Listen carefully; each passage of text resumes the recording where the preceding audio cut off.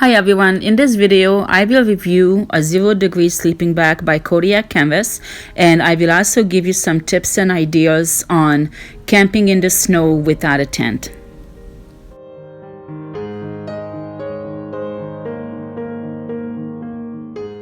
There are different ways to do this. There's not one right way, but I would say however you do it, if you are going to invest in just one quality product and spend some money, it would have to be a good sleeping bag. What I got is a 0-degree sleeping bag from Kodiak Canvas, and I love it. I think it's worth every penny. It's only $200 anyways. It's not even that expensive. I have used it a couple of days ago, and it's not that I wasn't cold, I was actually warm. And it was surprising because it's so lightweight. It's super light. It packs up really easily. And what I also like is that it's huge. It's really big. It's probably enough for a 6-foot person, and it's really wide. So you're not just, sleeping like this, but you can actually kind of move around and turn around.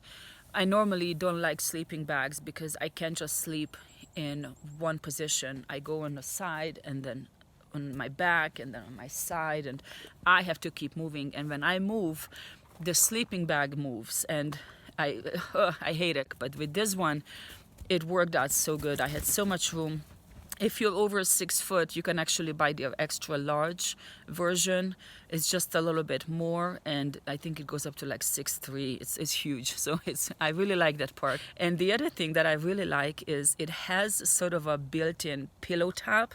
So the way it is that you have the sleeping bag, right? You have your neck, and then you have this part where your head goes, and then you have this thinner but still really warm area that it kind of comes out like this, and it has a hole in it to put your head through, and you can sleep like that. So then you're completely covered.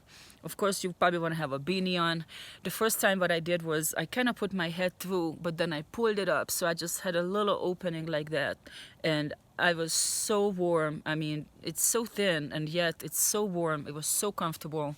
And then on the sides I just kind of tugged it in where there was no more zipper, right? So it was almost airtight. It was super cool. That's why I'm just so excited, because this sleeping bag actually makes it possible. So I would say check them out. They have a 20-degree sleeping bag and a 0-degree, and I think the difference is $20. So besides the sleeping bag, what I have is a cot. You still need some insulation. So under my cot, there's about maybe 1 foot of area that could be cold air. So I would advise you to put something under.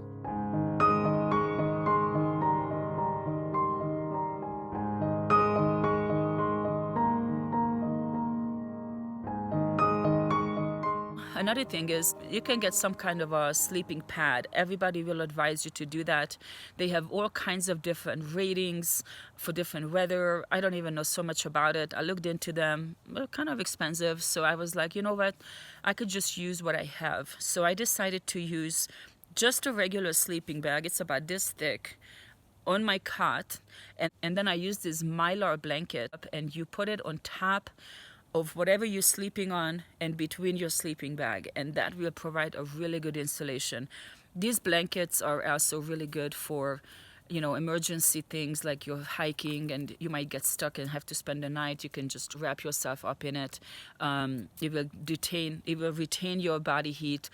If you don't have a really good sleeping bag, you can always put one of these blankets inside the bag, kind of like wrap yourself up in it and then go inside. But I don't need it for this one, but I think I do need it for underneath, just to make sure, because you're laying on the sleeping bag, so that whole fluffiness is kind of gone, and it's not going to be that insulated, and you don't want to be cold from the bottom.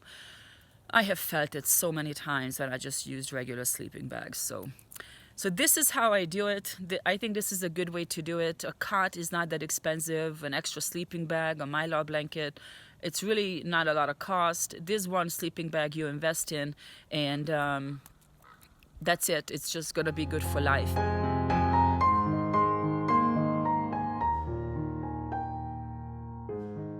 When you go to sleep in a sleeping bag, any kind of sleeping bag, even if it's 0 degrees, negative 30 degrees, it doesn't matter.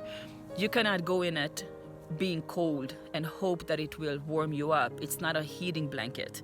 A sleeping bag will only retain your body heat. So you want to be warm, either stand next to the fire, move around, do jumping jacks, drink some hot tea or anything hot.